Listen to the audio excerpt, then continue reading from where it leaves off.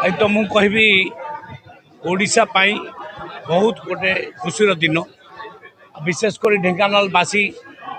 लोकों बहुत गोटे खुशी खबर जे पुरी पूरा कोरापुट कौटी रही बाटे जीव ट्रेन प्राय गोटे दीर्घ लंबा जर्नी लोक माने जीवाई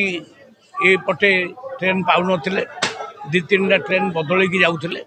गोटे ट्रेन धरवे पुरी पूरा जा कोरापुट पहुँचे ये बहुत बड़ खुशी खबर ता सहित सहित आज दिन में मु डिमांड करी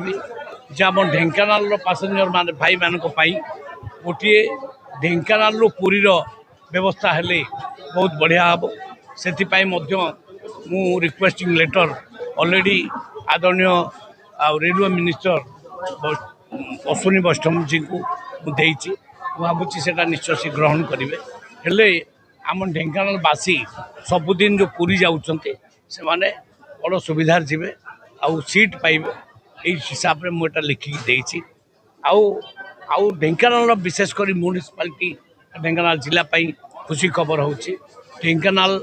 म्युनिसिपालिटी स्मार्ट सिटी हिसाब से आउ पायलट प्रोजेक्ट हिसाब से ग्रहण करा जायछि मात्र ओडिशा रे दीटा सिटी ग्रहण करा जायछि से गोटे हूँ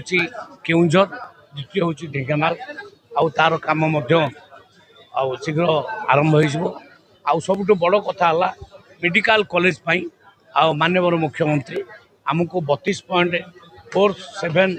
एकर जगह हस्तांतर कर बहुत शीघ्र तार शिलान्यास काम करवा एवं काम आरंभ हो।